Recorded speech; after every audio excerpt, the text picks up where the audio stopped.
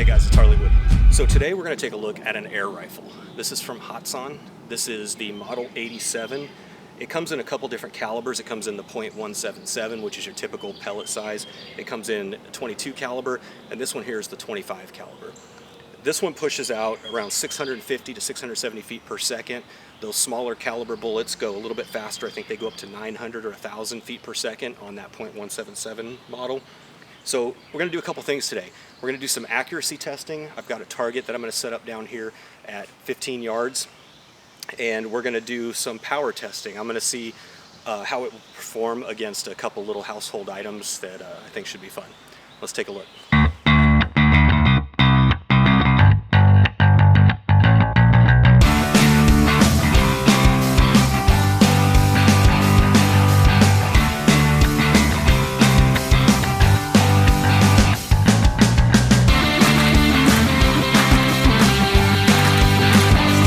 Shooting two types of ammo today. Both are from H&N Sport. I have 3 targets set up down there. The first target, I'm going to do 5 shots with this field target trophy. And then the second target and the third target, I'm going to do with this Barracuda Hunter Extreme. So let's go ahead and do 5 shots on each. This is a break action. And so I'm going to speed this up a little bit so you don't have to watch me do this, 15 times. But let's go ahead and do some shooting.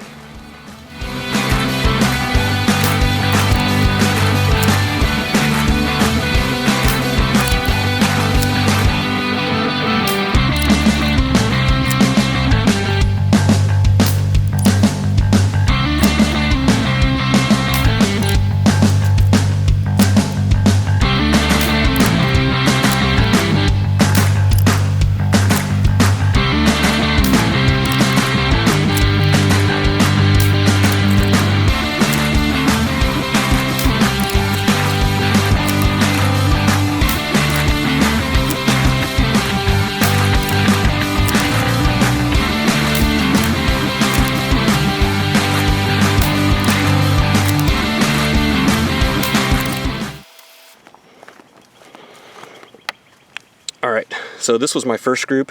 You can see that's probably, a 2-inch group on that one there. I'll roll in some stills here in a minute. I'll get a tape measure and measure these and roll in some stills of each of these.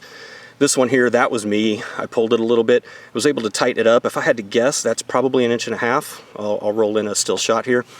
And then this one was a flyer that was my fault. And these two here, probably again another 1.5 inches. And as long as you do your part, the gun will probably outshoot me, that's for sure. I feel like I was rushing a lot of these, especially on the first ones here. Then I tried to slow down, and the scope's not quite adjusted, so I adjusted my point of aim to here, and that brought them down a little bit versus the other two. All right, so now we're gonna see if I can knock a couple quarters. I've got a quarter against the backer there. I'm gonna try to take these two off the side first. And again, this is still from 15 yards. Let's see how we do. Wow, first shot. Oh, nope, correction. I hit the wood. I wasn't off by much, and it looks like I just knocked the quarters off. Let's reset them and try again.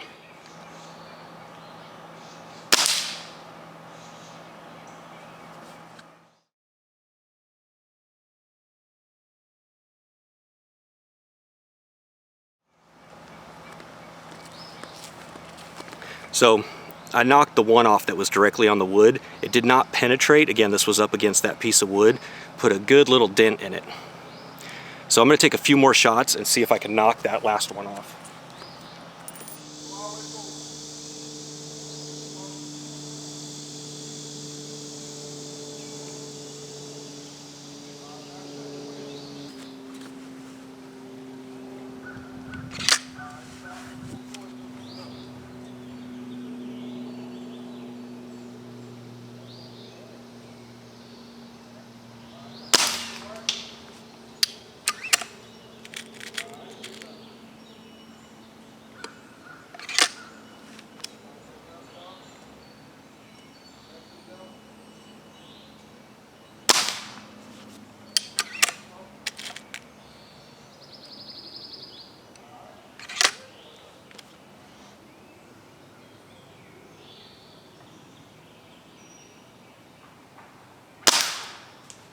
That did it.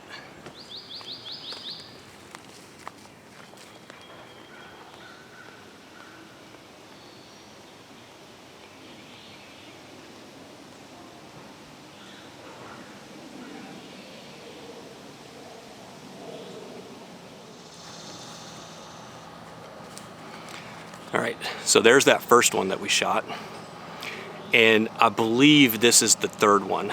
I'm pretty sure, based on where I found it, that this is the third one. I still can't find that second one that we shot. All right, we're gonna shoot a piece of 3/4 inch plywood and then a 2x4.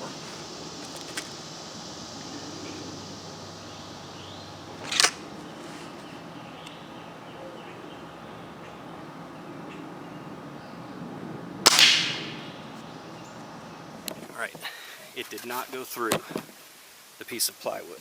So you can see the pellet is in there. It probably went in about 1/8 of an inch.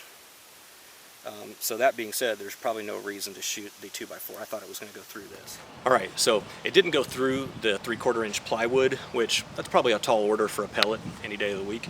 I'm going to post a link in the description below to where you can get this. This is the 87QE. It has, I think, a 10.3 or 10.4, I'll roll it in on the screen right here, inch barrel. And then it has what they call a sound moderator on the end here. It's basically a little bit of a sound suppressor. Now, because this is an air gun, there's no NFA requirements for this, and it is built into the barrel. You cannot remove it. It comes with a 3x9x32 Optima scope. I will be honest, not the best optics, obviously, but for $199 with this included, you know, it is what it is. And it's great though for anything inside of, you know, 25 yards, plinking squirrels, that kind of thing. So if you just want something to have fun with your kids, this will do the job every day of the week. It does have an adjustable cheek riser on there, so that's nice to help you get your cheek weld. The trigger's decent. It has a little bit of take up on it, and you can feel it hit that wall, and then it does have a pretty crisp break. So what else? Another thing I don't like, but it's a necessary evil. Every time you cock this, it resets the safety, so you have to remember to flip that safety back off. Now that I've shot this thing, you know, 80, 90 times, however many times I've shot it by now, it's second nature. I do it every time, but in the beginning I kept getting on target, pulling the trigger, and then having to remember that the safety was on. The turrets, or excuse me, the scope does have capped turrets that are adjustable, and they are 1/4 MOA at 100 yards. See if that'll focus. 1/4 MOA at 100 yards. You're never going to take it out that far, but like I said, it'll do the job. So because this is a gas piston driven system, it's going to have a few benefits over a spring. The cocking action is very smooth, and it's very even throughout the entire length of pull. You're not going to have like a lot of tension at the end that you didn't have at the beginning. It's also going to have a very smooth recoil impulse. One thing that I didn't know, and now I know, is do not put non-air gun rated scopes on your air gun, especially the spring powered ones.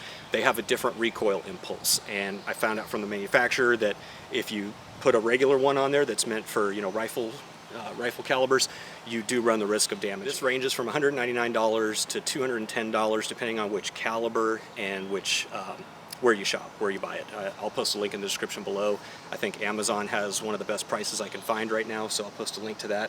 I'll also post a link to the manufacturer's website. One thing that I did not mention is it does have fiber optic iron sights, and there is a pass-through under the scope there so that you can see through those.